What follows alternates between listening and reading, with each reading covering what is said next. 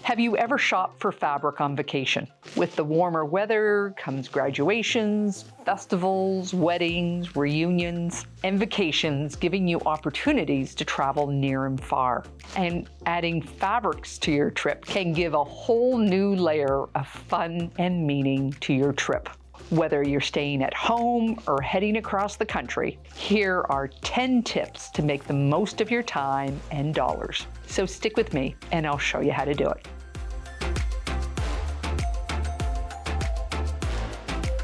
Hi, I'm Karen Brown of Just Get It Done Quilts. I give you tips, tricks, and strategies to help you make the quilt that you want to make. And if you like what you see, please click that subscribe button. I have done a fair amount of traveling in the past 2 years. One of the great things about a hobby is it can add a whole new layer of exploration to your travels. You can search out what the locals are doing and see places and culture that previously you would not even know it was there. Here are some tips to get the most out of your adventure. Our memories are short. If you store your fabric behind a door, in containers, or keep them in another room, chances are it's been a while since you've seen what you actually have. So spend a moment playing with your fabrics. Take them out, touch them, sort them, maybe refold them, and definitely take lots of photos that you can refer to. Maybe one fabric stands out and you'll want to take a swatch with you too. We all have works in progress and UFOs that are held up just because we need something to finish them off. And if it was available locally, we probably already have it. When we visit stores outside our home turf, they often have a different selection and flavors than we're used to. So make a list of what you specifically require to finish those projects so that you can actively be looking for it. Is it a border fabric or a binding? Maybe it's a backing or a binding. And not only make a list, but do the calculations of how much you actually need. So you don't buy 2 yards when you only need 1.5 yards. Not only is hand sewing a great way to keep yourself busy while you're waiting for planes and connections, it's also a great way to meet other makers. Every time you pull out a project like paper piecing, embroidery, or applique, people will be curious about what you're doing. When I was in Holland, I started sewing on the bus, and I found another quilter who was on my tour.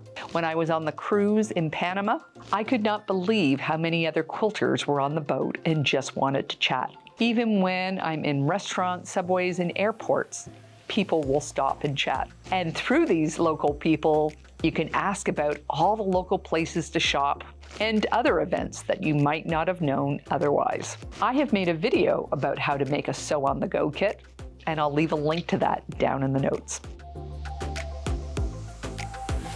Not only should you Google fabric stores in the area that you're going to visit before you go, ask your online friends for recommendations. That's how we found the 2 stores that we just visited in Florida before we got on the cruise in Fort Lauderdale. My online friends recommended Cynthia's Fine Fabrics and Once Upon a Quilt, which were both worth the drive. We were promised that the selection and the service would be amazing, and it was. I highly recommend that you check them out. And look out for stores with fabrics that you've never seen before. I did 3 videos about all the amazing fabric stores in Toronto. African prints, beautiful silks, fine woolens, and warehouses full of every fabric under the sun. And with research, you might also find coupons or details of a shop hop.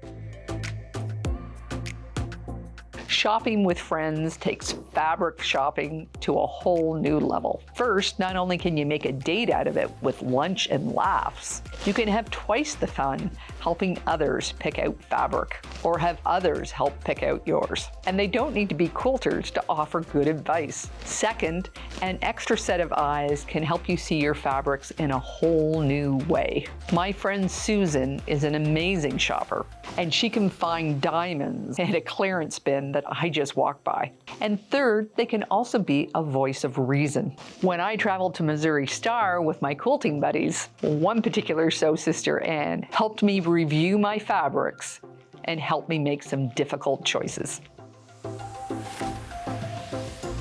We all have our favorite colors, and a mistake that we all make is we buy them over and over again in the same saturation and value. What we need is contrast so that we can show them off in our quilts. So maybe this time, instead of buying more fabric in your favorite color, you'll buy the fabrics that will support it so that you can actually use your favorites in a future project.